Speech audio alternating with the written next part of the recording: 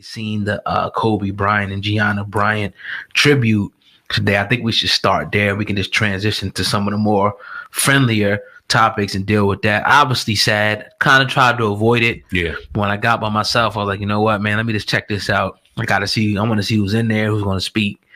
And it was real sad. I would say real quick, Vanessa Bryant, I think, not going to say she had the best speech, ain't about that, but I think that's one that touched me the most is because she finally got to speak. And I never really heard her speak before, but to hear it, you knew it was genuine and you knew that she was somebody who's in such pain. And for her to be able to get through it like that, I think was a tribute, man. He had a beautiful family. Kobe had a beautiful family. That's why I hate to see the negative things about people, what people would say about him and his family. Like, it's a beautiful family. He has beautiful kids. And hopefully his spirit lives on. It was a sad tribute, though, man. Definitely. It was definitely sad. I think after we got out with the class and finished up, I think it was already started probably like we were like 20, 30 minutes in. I got to it when Vanessa was speaking. Right. And I was just like, because you talked about how articulate she was. You didn't realize how articulate she was. And it was great to hear her reflect on stories about her daughter and on her husband and kind of see Kobe in a different light and see how GiGi was as a sister and as a daughter. It was real touching. And as a parent, you obviously felt it. Mm-hmm. I'm glad that wasn't the actual funeral like we see with Nipsey.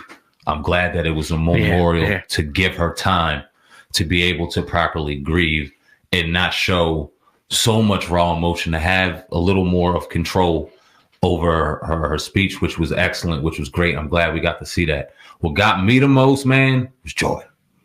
Yeah. And the reason why was because Jordan made you feel like Kobe was behind him and they were burying him. Then the emotion that he showed, and it just took me back to the passion that he had on the court. And then you kind of correlate that with the passion Kobe had on the court. Yeah, man. And that being one of the hardest things to swallow about his tragic death, especially for me.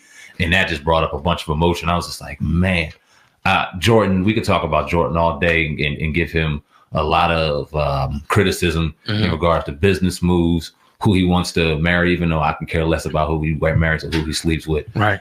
Different ways about how he went along his career, but greatest basketball player, one of the greatest athletes I ever saw, and one of my childhood idols. To see him broke down, hurt like that, it was just like, wow. It almost reminded me of when Grandpa and Grandma passed away, and I watched a man that I never seen cry just break down. I was like, damn. Word. The reality was just crazy. It brought up emotion again that we knew would come, and hopefully now we can start moving on and try to remember him and not grieve, but it's never going to be easy. It's always going to hurt. Weinstein was handcuffed and put in jail, and his bail was revoked. What do you think? I don't think that he's going to do much time. I think they say anywhere from 5 to 29. So he'll probably get the small end of that, maybe 5. And I don't know if he's actually been locked up yet for any amount of time significant. Nah, hell no. Yeah, I mean, too much money there. But he got off. I think his situation was, it was so much stuff that went on that they had to give him something, but they didn't give him a major thing that would have put him away for life. And again, all the stuff that he was alleged of doing, and a lot of people that came forward, I think is what equates to a slap on the wrist, especially if he gets anything under 10 years. I mean, being as though Bill Cosby is locked up at this time, you only want to see the same type of punishment. But I don't see him getting no more than 5. Yeah, which is crazy. Yeah, because Bill will sit in jail for a minimum of 10 years.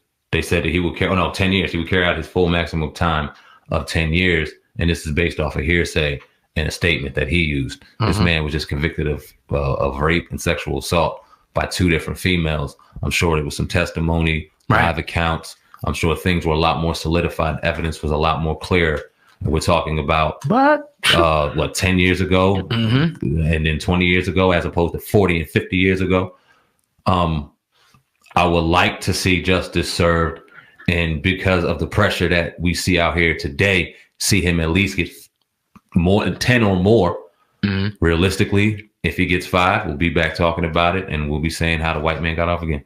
Yeah, and again, it's just one of those things that goes to show you that it does matter, You know, if you have wealth, power, influence, it does matter. No, that's a fact. It does matter, you know, and yeah, and then you say, you know, you try to compare him to the Cosby thing, but it's like all the notable people that came forward. I'm not even going to get into mentioning their names that accused Harvey Weinstein, all the people that were around him, the Dame Dashes and the Jay-Z's. And, you know, to me, it's funny that you don't ever hear them really say too much either about that. Ain't that kind of funny to you? Even though there's pictures of them, you know, Jay-Z was doing a film with them. Dame was, you know, his right-hand man. I heard Dame checked him one time.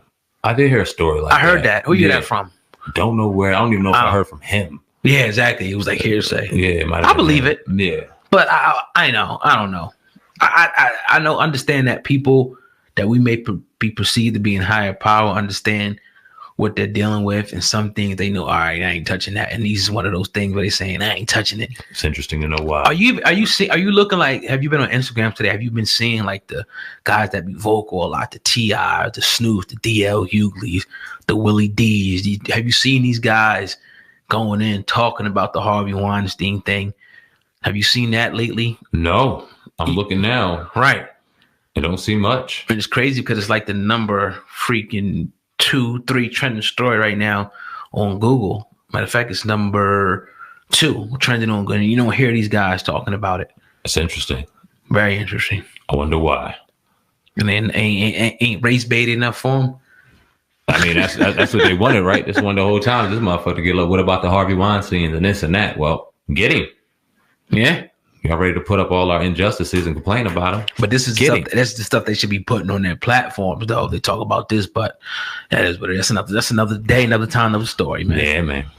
That's all I can say on that, too. Yeah, man. But you're listening to the Hip Hop Uncensored podcast. If you're listening to the podcast version, man, go ahead and smash that 5-star rating right now. Do not wait. Also, leave a comment to let us know what you think about the podcast and share this podcast. You copy the link and text it to a friend or drop this link on your Facebook timeline, man, so people can check out the Hip Hop Uncensored podcast exclusively. Shout out to the people in the building who listen to the podcast, watch the podcast on Viral Hip Hop News Uncensored, of course, the Uncensored Podcast official channel. We appreciate that. Keep hitting that like button, keep subscribing, keep hitting that notification bell. Shout out to our interns, man, our brother Vic, Benjamin, our brother Omar. Salute to y'all. Salute to the brothers over at, was it Ideal Studio? Yeah, yes, sir. Ideal Studio over at the Hamilton Mall. Our brother Rod Green. Salute to you, man. Doing great things as always. Those young interns, the young brothers and sister working over there. Salute to y'all. Hey, man, start to a great week, man. I couldn't ask for a better start to the week. Can't wait to get to tomorrow, bro. We got a couple of interviews. Facts. That's gonna be lined up, man. We trying to book people, and you're just committed to bringing you guys a better product. We know you guys love the content. We're gonna give you more of it, and that's what we plan on doing. All you got to do is keep on supporting, sharing, subscribing, liking, all that good shit. Indeed. Until tomorrow, this is Viral Hip Hop News Uncensored. Together, we are the Hip Hop Uncensored Podcast, the baddest fucking podcast out. You already know. Till tomorrow, over and out. Peace.